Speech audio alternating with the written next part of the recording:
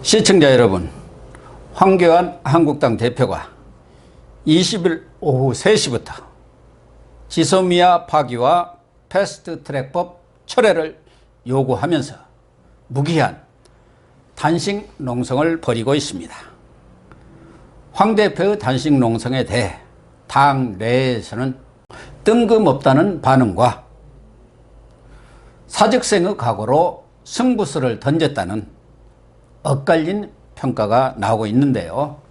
윤영걸 전 매경닷컴 대표님과 함께 황 대표 단식의 배경과 단식의 정치학을 분석해 보도록 하겠습니다. 안녕하세요. 네, 윤 대표님. 네. 혹시 윤 대표님도 단식 같은 거 좀 해본 적 있습니까? 저는 안 해봤습니다. 저는 띠가 닭띠라요. 네. 닭들은 계속 먹여야 되잖아요. 아, 그렇습니까? 네, 조금만 배가 고프면 못 참아요. 저는 그래서 계속 조금씩 먹습니다.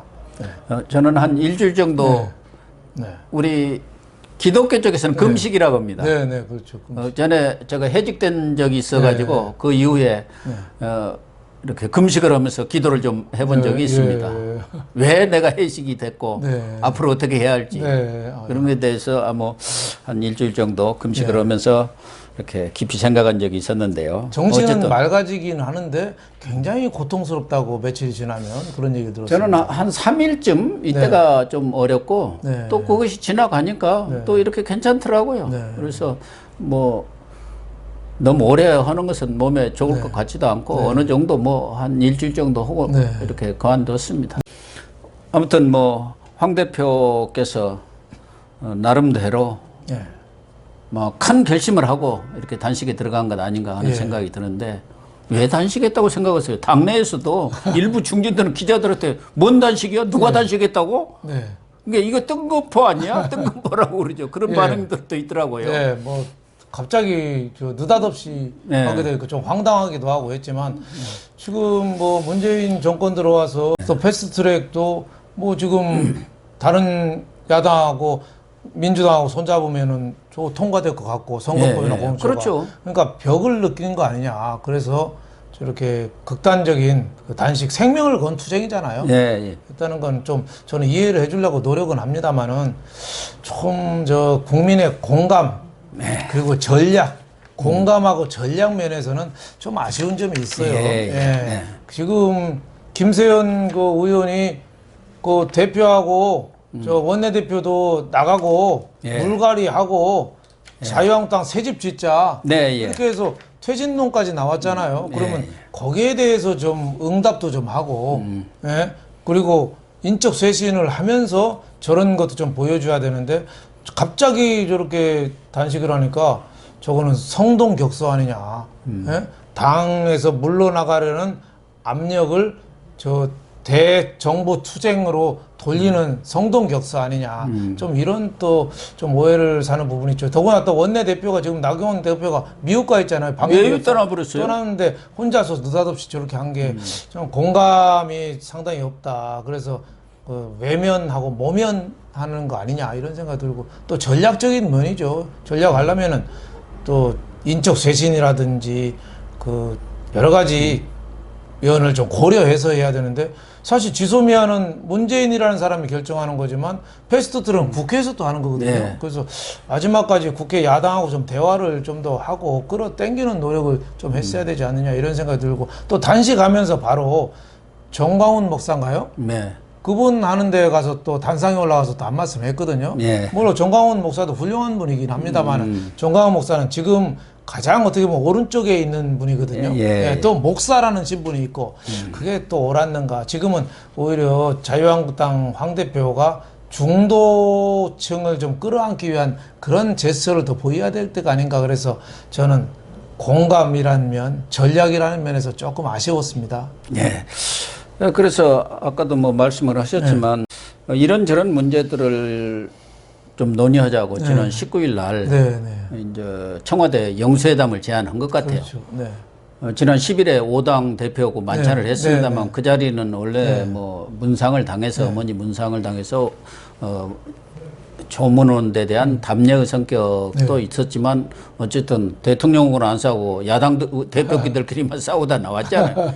그리고 그렇게 여럿이 모아놓으면 무슨 얘기가 되겠습니까? 그래서 이제 1대1 영수회담을 제안을 한 모양인데 청와대에서도 이제 거부를 한 것 같아요. 시간이 없다. 그러다 보니까 이제 아까 말씀하신 대로 벽에 부딪히니까 단식 투쟁에 이제 단식 농성에 들어간 것 같아요. 근데 청와대도 왜 시간이 없습니까? 국민과의 대화 그 2시간 하는 것보단도 그럼요. 아니 야당 대표 제1야당 대표고 영수회담에서 현안들을 푸는 게 더 나은 거 아니에요? 오히려 문재인이가 찾아가야죠, 황교안. 아, 그럼요. 가서 손잡고 얘기하죠. 야, 나는 미워하더라도 우리 나라까지 미워하지는 말자. 그래서 국회에 시급한 법도 좀 통과시키고 소위 말하는 개망신법 있잖아요. 개인정보보호법, 뭐 정보통신망법, 정보통신법. 이거 개망신법이라도 지금 통과가 안 되고 있잖아요. 이런 거라도 4차 산업혁명 시대를 앞두고 좀 하자. 그리고 쥐소미아 같은 거 서로 대화하면 아니 그것에 대해서도 뭔가 진짜 우리도 파괴하지 않을 수 없는 내부적인 무슨 사정이 있으면 요 5%를 전제로 해서 설명도 하고 설득도 하고 뭐 이런 노력을 해야 하는 거 아니에요? 그렇죠. 1차 책임은 문재인이라는 사람한테 있는 거죠. 완전히 귀를 닫고 사는, 특히 야당은 아예 적폐 세력만 보는 문재인한테 책임은 크다고 봐요. 지난번 저 국회 시정연설로 왔을 때도 그 이제 5당 대표들하고 또 이제 산부 요인들 국회 의장실에서 차담회라고 하는 걸 했지 않습니까? 그때도 황교안 대표가 참 민심의 소리를 좀 잘 새겨들었으면 좋겠다는 뜻으로 이렇게 아주 정직원이 얘기하는데 그게 답 안 하고 또 김명수 대법원 딴 얘기 해버리더라고요. 그때 이주영 그 국회 부의장인가요? 그분도 뭐 한마디 했는데. 뭐 한마디 얘기하니까 뭐 딴 얘기 또 해버렸어요. 뭐 너무 야당 협조를 안 해준다는 식으로 하고 그냥 넘어가 버렸어요. 그런 게 말이 안 되는 게 민주주의적인 지도자가 아니라 어떻게 보면은 감성에 호소하는 조금 연성 독재자죠. 연성 독재자. 그런 얘기를 야당 대표가 그렇게 정중원이 얘기하면 아이고 제가 새겨서 듣겠습니다. 그렇게 한마디라도 하면 되잖아요. 언론하고도 소통을 안 해요. 야당하고도 소통을 안 해요. 그리고 보여주기식인 소통만 해요. 아니 무슨 제왕도 아닌데 당대표들 다 온나 해갖고 만찬 베풀고 하나만 하는 소리 사진 찍고 그게 무슨 소통입니까? 진짜 현금을 터놓고 무슨 문제를 풀어내기 위한 소통을 해야 그게 소통 아닌가요? 나는 기본적으로 문재인 대통령은 소통에는 정말 걱정이 없는 분으로 저는 착각을 했어요. 글쎄요, 그런 줄 알았죠. 본인 취임사에도 다 그랬잖아요. 취임사는 역대 명문이죠. 취임사를 좀 벽에다 붙여놓고 매일 아침마다 한 번씩 읽어야 통성으로 읽어봤으면 좋겠어요. 통성. 근데 그걸 하나도 안 지키니까 문제죠. 근데 저는 황교안 대표가 목숨을 그렇게 저렇게 투쟁하면서 단식 투쟁, 밥을 굶는 거는 저는 뭐 비하하고 싶은 생각이 없는데 일단 단식을 시작했으면 출구 전략을 세워야 되거든요. 근데 그 출구 전략이 세우기가 좀 쉽지 않을 것 같다. 언제 어떤 명분으로 단식을 처리하냐 이거죠. 패스트트랙이 12월 한 9일 날 정도 돼야지 결론이 나거든요. 그때까지 한 20일간 계속 굶을 수가 있는 건지. 그 전에 적당히 또 단식을 거두면 저는 안 하니만 저는 못하다고 봐요. 완전히 그렇게 되면은 정말 안 하는 정도가 아니라 그냥 완전히 폭망입니다. 폭망. 우선 제가 이렇게 오랫동안 정치부 기자 하면서 보면 단식이라는 것은 딱 크게 두 가지가 있어야 해요. 뭐 세 가지라고 할 수도 있는데 하나는 타이밍이 맞아요. 타이밍이. 맞아요. 할 때 그걸 또 타이밍을 맞추기 위해서 분위기를 확 고조를 시켜야 합니다. 뭘 요구하면서 이거 안 하면 절대 뭐 어찐다고 하면서 국민들도 그게 중요하구나. 그 설득을 했어야 하는데 그 설득 노래가 없어요. 공수처법만 하더라도 지금 여론조사 오면 공수처법이 개혁입법으로 다 알아가지고 찬성이 많습니다. 그러면 국회에서 그것에 대해서 치열하게 투쟁했어야죠. 얘기를 했어요. 이건 이렇게 나쁜 거다. 뭐가 어쨌든 지금 유튜브에서 다 해주는 거예요. 저 사람들은 당에서도 얘기한 사람이 없어요. 제대로 얘기를 안 하고 있죠. 지소미아도 그래요. 지소미아도 일본이 모여가는데 그러면 일본하고 군사협력 하란 말이냐 이렇게 나오면은 국민들이 반일 감정이 있으니까 또 그거를 옳게 보는 심정이 있는데 그 지소미아도 한일 문제가 아니라 파기하는 순간 한미 동맹이 와야 된다는 거를 명심하고 그거를 알려줘야 되거든요. 그런 점에서 좀 그러니까 타이밍을 맞춰가지고 그걸 탁 고조를 시키면서 해야 그런 정치적인 어떤 전략이라는 거 아까 말씀한 게 있어요. 두 번째는 명분과 명분, 특히 국민적 공감대가 있어야 하는데 지금 별로 없어요. 다 자기 당 내에서도 이거 뭔 일이요? 뜬금없네. 이런 얘기가 나오면 안 되죠. 그렇죠. 야, 우리 당 대표가 진짜 이제 죽기 살기를 각오했구나. 그렇죠. 우리도 같이 죽자. 그렇죠. 이런 결기가 다 생길 수 있도록 분위기와 명분이 있어야 하는데 그게 지금 역사적으로 그 단식이 제일 성공한 게 저는 83년도에 YS 김영삼 그렇죠. 대통령이 저 그때 기자 시작할 때였거든요. 그때 단식할 때는 그 파장이 국제적으로도 컸습니다. 엄청났죠. 대통령 직선제하고 여러 가지 독재적인 거 없애라고 그냥 할 때 그때 전두환 23일간을 대통령도 전전긍긍했어요. 큰일 난다고. 언론에는 단식이란 말을 한 줄도 보도를 못 못하고 맞아요. 재하 인사 식사 문제로 한 줄 그것도 맞아요. 그러면 다 잘려버려. 재하 문제, 재하 인사 식사 문제 맞아요. 지금 생각하면 코미디 같은 얘기인데 그 파급 효과가 엄청나게 커서 결국은 얼마 후에 그 김영삼 대통령이 그때 야당 지도자 때 선거에 압승했잖아요. 그래가지고 신민당 돌풍을 일으켜버렸죠. 맞아요. 그때 저 생각나요. 그때 광화문에서 이민우 같은 사람들이 그 할 때 그때 서울고등학교 그 운동장에서 유세할 때 엄청났어요. 엄청났죠. 엄청났어요 그때. 그때 저는 제가 그 노량진 경찰서를 출입해 경찰 기자할 때 경찰서 출입. 그게 이제 또 그 지금 상도동이 노량진 경찰서 관할 아닙니까? 그러니까 수시로 거기 가는 거죠. 가봤자 뭐 경찰이 다 지켜가 못 들어가고. 그 후에 제가 이제 동대문 경찰서 관할로 옮겨가지고 그때도 계속 단식 문제가 논란이 돼가지고 그때 제가 기사를 하나 쓴 게 단식은 못 쓰고 창경원이라고 있었습니다. 지금은 다 서울 대공원으로 옮겼지만 그때 창경원에다가 동물원이 있었잖아요. 있었죠. 어느 날 가보니까 물범이 밥을 안 먹는다고 누가 그래요. 그 사육사가 이놈이 북극에서 왔는데 밥을 안 먹어요. 그래서 그래갖고 물범이 단식한다고 그냥 사회면에다가 어마어마하게 크게 썼습니다. 그게 아주 최대 그때 화제가 됐어.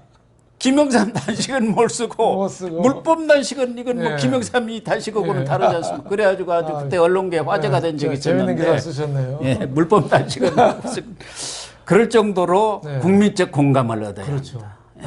또 하나는 이 요구사항이 명백해야 해요. 그런데 지금 뭘 요구하는지를 모르겠어요. 너무 많아요. 많으면 안 됩니다. 지소미아도 있고 그 공수처법도 있고 선거법도 있고 물론 하나하나가 다 중요한데 국민들이 볼 때는 너무 복잡한 거 싫어하거든요. 그 일일이 설명을 해줘야 하거든요. 이렇게 중요하고. 예를 들면 DJ 같은 경우도 단식을 했지 않습니까? 과거 그 백민당 총재 때인가? 그래가지고 3당 합당을 하고 그러고 나서 단식에 들어가면서 지방자치제 그걸 걸고 단식을 해가지고 지방자치제하고 내각제 개헌 포기 3당 합당이 내각제 야합을 한 거 아닙니까? 맞아요. 그때 13일간 단식했죠. 그래갖고 지방자치제를 얻어냈죠. 맞아요. 그리고 김성태 자유한국당 의원 요새 딸 때문에 좀 고생을 많이 하시지만 원내대표 시절이죠. 그 원내대표 시절에 굶어가지고 그 드루킹 특검을 얻어냈잖아요. 그렇죠. 드루킹 특검 그게 2018년도죠. 그렇죠. 불과 작년에. 작년에. 그래서 그 드루킹 특검이 만들어지고 김경수 지사가 결국은 법의 심판대에 선 거 아닙니까? 그러려면 다 묻혀볼 뻔했죠. 킹크랩 만들고 그래갖고 여론을 조작한 줄 누가 알았겠습니까? 그렇죠. 어떻게 보면 김성태 원내대표가 드루킹 얻어낸 건 큰일 한 거예요. 큰일 한 겁니다. 지금 그 더불어민주당 정권의 그 어떻게 보면은 그 추악한 이면, 그거 여론 조작의 이면을 그걸 수면으로 끌어올린 거죠. 근데 이제 아무래도 단식은 이제 영화로 말하면 백투더퓨처 그 코미디 영화 있잖아요. 어느 박사가 개발해가지고 과거와 미래와 왔다 갔다 하는데 좀 우리 지금 4차 산업혁명 시대에 너무 아예 과거로 갔다 같은 느낌. 그런 좀 삭발 단식. 삭발 이건 단식 너무 좀 우리 속된 말로 쌍팔년도 유행하던 그 그렇죠. 정치 퍼포먼스거든요. 그렇죠. 이벤트고. 트로트로 말하면 저 황성예터 듣는 기분이라고 그럴까요? 비 내리는 고모령 뭐 이런 정도 분위기가 나는 거죠. 근데 뭐 요새 또 전선야곡 이런 거. 미스터 트로트 뭐 이런 게 또 다시 네. 유행을 하고 있으니까 네. 뭐 또 모르죠. 그런데 어쨌든 제가 볼 땐 그런 세 가지가 맞아야 하는데 네. 그런 부분에서는 좀 미흡한 부분이 많다. 네. 또 네. 하나는 당내 상황도 사실은 지금 가장 중요한 것은 선거가 5개월뿐이 안 남았어요. 그렇죠. 거기에 인적 쇄신을 하는 거, 당 쇄신을 하는 게 모든 국민들의 그렇죠. 요구 아닙니까? 네. 그리고 좋은 인사들을 그렇죠. 쇄신해서 인재를 영입해라. 네. 그다음에 야권 통합해야지. 통합. 그러면 절대 네. 이길 수. 네. 지금 이 가장 시급한 현안이 있는데 이게 다 지금 그렇죠. 되는 것도 아니고 안 되는 것도 아니고 지지부진한 상태에서 네. 지금 지도력에 대한 비판이 고조되고 있으니까 아까 말씀하신 대로 이거 돌파구를 마련하기 위한 그러니까 지금은 면피성 지금은 농성 굶을 때가 아니라 밥 먹고 뛰어다녀야죠. 예. 지금 뭐냐 저는 인재 그렇게 영입 봐요. 사람 만나야 되잖아요. 예. 인적 쇄신 이것도 사람 만나 설득해야 돼요. 그리고 야권 통합 사람 만나야 유승민도 만나고 저 만나야지 네. 통합이 되는 거잖아요. 근데 저렇게 굶고 앉아 있으면 되겠느냐? 근데 저는요 이 역설적인 면에서 한번 보고 싶어요. 황교안 대표가 아예 굶으면은 좀 처절하게 좀 굶어가지고 좀 죄송한 얘기지만 아예 실려서 병원 갈 정도로 굶어라. 그래서 그 이후에도 저 정상적인 직무를 못 해가지고 비상대책위원회 체제로 가는 거예요. 네, 그것도 네? 하나 방법이죠. 네, 비상대책위원회 체제에 가서 과거 2016년 선거에서 더불어민주당이 이긴 게 김종인 비대위원장을 어떻게 보면 국보위에 참여한 인사를 영입해가지고 칼질을 했잖아요. 최고 칼질. 참모를 딱 끌어온 거 아닙니까? 그렇죠. 칼질했잖아요. 비대위에서 가혹하게 정청래니 뭐 지금 이해찬 이런 사람 다 날렸잖아요. 그리고 새로운 인재 영입했잖아요. 그러면서 선거에 이겼거든요. 그래서 황교안 대표의 정치력은 좀 저는 좀 한계가 있다고 봐요. 본인의 소명의식이나 이런 건 높이 평가하지만 네. 그래서 이번 기회에 좀 더 처절하게 굶으셔가지고 비대위 체제로 가서 이제 선거에 올인하는 거예요. 비대위 체제로 가면 통합도 더 쉽고 인재 영입도 쉽고 훨씬 쉽죠. 인적 쇄신도 더 쉽고 저는 그러지 않겠느냐. 지금 황교안 대표는 친박, 영남, 공무원 출신들한테 이렇게 갇혀 있어요. 그래서 세 가지 기자 들어간 세 가지가 둘러싸여 있어요. 기성세대, 기득권, 기독교 여기 세 개에 갇혀 있거든요. 다 하나하나 다 훌륭하죠. 그렇지만은 기독교도 뭐 저는 우리나라 민주주의에서 공헌을 많이 했지만 너무 측근들이 좀 많아요. 그건 좀 한계가 있어서 이거를 돌파하려면은 저는 비상대책위원회 체제로 이번 기회에 부드럽게 넘어가면은 저는 황교안 대표의 역할은 역사적인 목은 했다. 그리고 황교안 대표도 험지 출마를 또 하는 거예요. 아, 그럼요. 네, 그럼 네. 국민들이 볼 때는 굉장히 좋은 이미지로 선거를 치를 수 있겠지 않겠느냐 이런 그 희망을 바람으로 해봅니다. 충분히 총선에서도 이길 수도 네. 있고 네. 또 그 기세로 대선까지 갈 수가 있어요. 그렇죠. 네. 자기 그런데 걸 던져야 되거든요. 네. 또 이 단식도 우습게 하는 사람들이 있거든요. 전에 이정현 대표가 그건 희대의 코미디였죠. 네? 저 집권당 대표가 단식을 했어요. 2016년에 네. 단식을 했는데 생각납니다. 정세균 국회의장한테 중립적으로 국회를 운영을 해갖고 단식을 했는데 네. 못 견뎌가지고 한 7일 만에 나 네. 못 오겠다 하고 바로 병원으로 가본 적도 있고. 그때는 코미디였죠. 그러니까 손학규 대표도 지난해 말에 또 예. 연동형 비례대표죠. 그렇죠. 그때 했죠. 그때 그 국회 로텐데월 따뜻한 데서 그렇죠. 걸상에 앉아갖고 사진만 찍었죠. 네. 그거 찍었지만 그래서 다 조롱만 또 당한 거예요. 지금 패스트트랙에 준 연동형 비례대표제 들어가는데 또 한몫을 한몫을 했습니다. 봐야 돼. 네, 자기 봐야죠. 몫은 차지. 자기 몫 하는데 국가 전체적으로 말하면 무슨 도움이 됐냐 이런 생각이 그러니까요. 좀 듭니다. 네. 문재인 대통령도 단식한지 알죠? 예. 단식 그때 세월호 세월호 때 했나요? 했습니다. 네. 그때 유민 아빠라고 유민 아빠 어느 있었죠. 김용호 씨가 네. 저 광화문에서 단식을 했어요. 세월호 네. 특별법 그걸 네. 빨리 만들어라. 그리고 그때 문재인 의원이죠. 그때는 대표가 아니었을 겁니다. 그것도 단식 만리로 간다더니 그거 앉아갖고 동조 단식을 들어가갖고 한 열흘간 단식을 했습니다. 그때도 좀 뭐 무슨 단식이야 하고 좀 뭐 이렇게 공감보다는 약간 비아냥이 많았던 그런 것 같습니다. 그래서 단식도 잘해야지 그러는 분은 조롱거리가 됩니다. 그렇죠. 그리고 단식을 끝날 때 출구 전략이 굉장히 중요하지 않느냐 그런 생각이 들어요. 무슨 명분을 확실히 갖고 국민들한테 각인을 시켜줘야지 그냥 나 배고파서 못 참겠어. 이거는 또 아니죠. 그 이정현 대표가 그래갖고 아주 또 웃음거리 과거에 최병렬 그때도 아마 이 보수 쪽 대표였을 거예요. 예, 당 대표였죠. 그때 단식할 때 뭐 하얀 물 같은 걸 많이 드셨다고 그래요. 그때 그때도 몰래 뭘 먹었다 해갖고 무슨 보약이니 뭔지 뭐 고기 구운 국물을 드셨다는 얘기도 있고 해서 여러 가지 코너에 잡혔는데 지금도 황교안 대표도 뭐 빵 부스러기가 만약에 입에 좀 붙어 있다 그러면은 주스 같은 거 먹으면 안 됩니다. 그렇죠. 그냥 물만 먹고 저도 그랬어요. 그렇죠. 금식할 때 네. 물만 먹고 네. 소금 좀 먹고 네. 이렇게 소금은 좀 먹어줘야 합니다. 네, 지금 수백의 수천 명 기자들이 카메라 들고 있거든요. 자칫하면 자유한국당이 완전히 이번 단식 때문에 성공할 수도 있지만 폭망할 수도 있어요.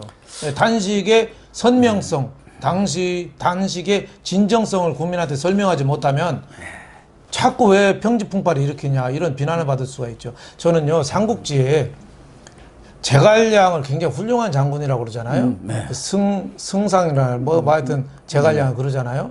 근데 그 역사 삼국지 다시 써야 된다고 봐요. 삼국지에 유비 총나라가 망한 게 저는 제갈량 때문에 망했다고 봐요. 총나라가 위나라 조조한테 게임이 안 됐어요. 근데 나라의 그렇죠. 국력으로 봐서는 예. 게임이 안 되죠. 총나라라는 게 예. 아주 조그마한 그렇죠. 저 성도 지역 예. 아주 그렇죠. 험지예요. 험지에. 삼국지 많이 읽으셨네요. 그런데 기산이라는 지역을 정벌하려고 유비 죽은 다음에 6번을 출병했어요. 네, 출사표도 비장하게 했는데 군사적으로 게임이 안 된 거예요. 6번이나 출격해서 했는데 결국은 병을 얻어서 졌죠. 근데 위나라 조조 밑에 있던 조조 아들 밑에 있었죠. 그 사마의. 사마의가 제갈량이 아무리 전쟁하자고 해도 싸움을 안 했어요. 그 제갈량이 여자 치마 저고리 보냈어요. 너 비겁한 놈이라고. 그러니까 사마의가 성우에 올라가서 여자 치마 저고리 입고 출사표를 읽었어요. 그러니까 제갈량이 얼마나 화가 나겠어요. 그래서 결국은 제갈량이가 전쟁 중에 죽었거든요. 사마의는 방어만 했지만 전쟁에 이겼거든요. 그래서 전쟁에는 시작하면 이겨야 된다. 그래서 황교안 대표도 단식을 하면은 무조건 이겨야 됩니다. 이겨야죠. 네, 이기지 않고 어설프게 그만둔다. 그러면은 저는 총나라의 제갈량처럼 패장이 될 가능성도 저는 있다고 봅니다. 어쨌든 제갈량의 출사표라든가 이런 걸 읽어보면은 신양언 하면서 이렇게 나가는 거 쭉 읽어보면 그렇죠. 참 비장해요. 그런데 이것도 전략이에요. 그렇죠. 사마 중달이라고 하잖아요. 그렇죠. 사마중달. 이게 첩자를 내서 보내서 다 들어보니까 제갈량은 먹는 것이 아주 적더라는 거예요. 하루에 먹는 양이. 또 하나는 일은 이 사람이 성격이 저거 또 좀 비슷한지 얼마나 꼼꼼한지 작은 일에서도 또 큰 일까지 전부 다 하니까. 만기친남. 그러니까 사마 중달이 기다린 거예요. 저 사람은 오래 못 산다.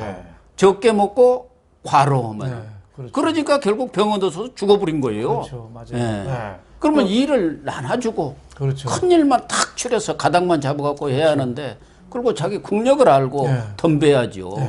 힘이 안 되는데 가서 그냥 자기 어떤 지량만 믿고 덤비다가 나라가 망한 거죠. 그러니까 전략이라는 게 그만큼 중요해요. 그렇죠. 그러니까 단식이라는 것도 하나의 정치적 전략이거든. 그렇죠. 이 전략이 국민들로부터 딱 자기 힘이 부족하면 다른 사람 힘이라는 게 뭐겠습니까, 야당이.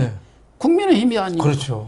지난번 뭐 광화문 집회도 마찬가지 아니에요. 국민들이 달라드니까 다 백기 들었죠. 그렇죠. 그러니까 이런 것도 그렇게 국민적 동의를 얻을 수 있을 정도로 분위기도 조성을 하면서 딱 타이밍 맞춰서 들어가야 하는데 예를 들면 협상이 결렬됐다든가 이제 완전히 이렇게 안 되겠다 할 때 그때부터 죽기 살기로 들어가야 하는데 여러 가지로 좀 아쉬운 게 있는데 그러나 어쨌든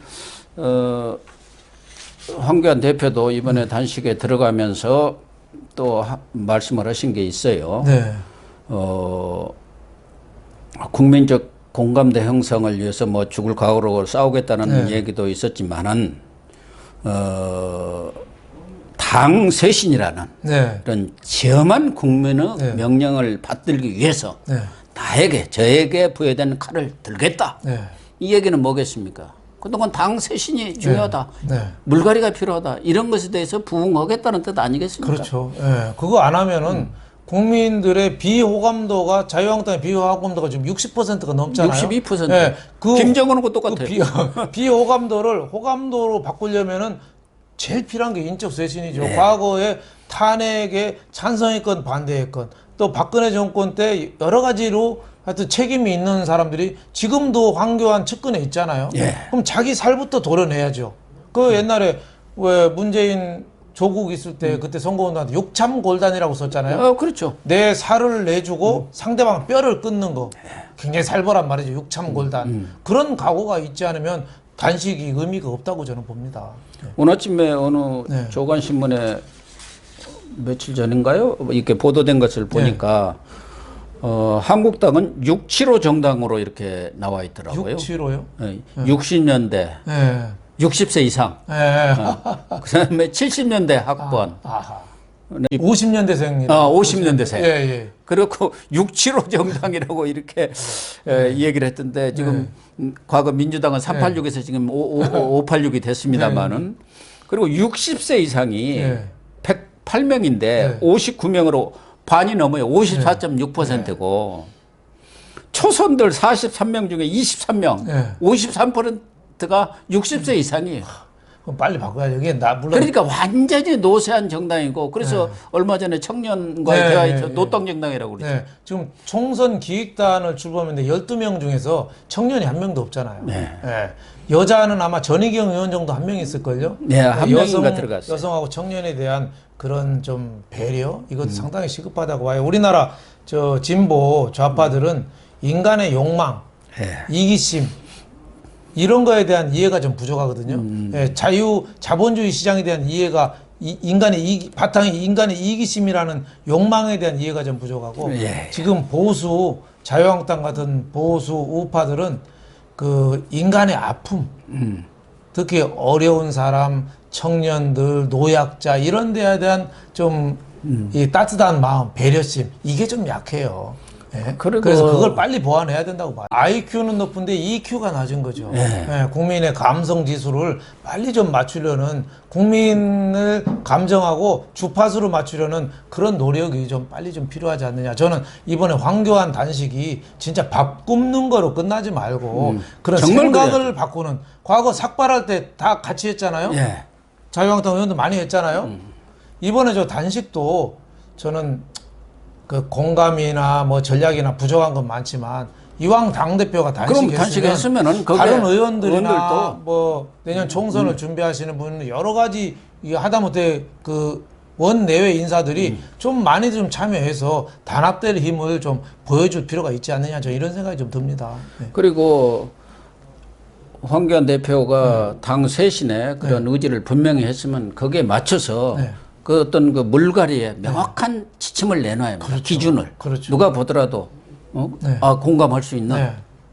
과거에 뭐 이렇게 중진 다성인데 별 기여도 없이 이렇게 오래 있는 사람들이라든가 또 구태 친박이라든가 또 정말 탄핵에 너무 앞장섰던 그런 사람들 또 골수 친박 또 진박 그런 인사들에 대해서 뭔가 누가 보더라도 기준을 딱 국민들이 보도 공감할 수 있는 기준을 냈고 이런 분들에 대해서는 국회 공수처법 뭐 이런 패스트트랙법에 대한 가부가 결정난 이후에 바로 정리에 들어간다. 그러니까 단순한 보수 통합이 아니라 문재인 정권의 장기 집권을 막기 위한 야권 대통합 이게 돼야 된다고 봐요. 야권 대통합에서 내년 총선에서 지금 보수가 지면 우리나라 민주주의는 저는 끝난다고 봐요. 완전히 끝난 여러 가지 법이나 지금 법을 놔두고 시행령, 시행규칙 갖고 훈령 갖고도 이렇게 마구 해야 되는데 검찰이나 여기에 대해서 압력을 놓고 고치고 막 하는데 법도 필요 이거를 없어요. 내년에 지금 좌파들을 다수당으로 만들어준다. 그러면은 우리나라는 저 완전히 저 왼쪽으로 가는 독재로 갈 가능성이 좀 상당히 많다. 이렇게 보고 특히 미국하고 일본하고 완전히 루비콘 강을 건너서 그 적대국화 되지 않느냐 이런 생각이 들어요. 그런 점에서 이번에 황교안 대표가 지난번 뭐 조국 정국 때는 삭발로서 이렇게 같이 많은 국민들의 뜻을 모았지만 이번에 이제 단식을 통해서 정말 국민의 뜻을 모아야 하고 왜 이 단식을 하는지 그 단식의 의미가 뭔지 얼마나 중요한지 이런 것들도 국민들이 다 이해할 수 있도록 당에서도 적극적으로 홍보를 또 하고 알리기도 해야 합니다.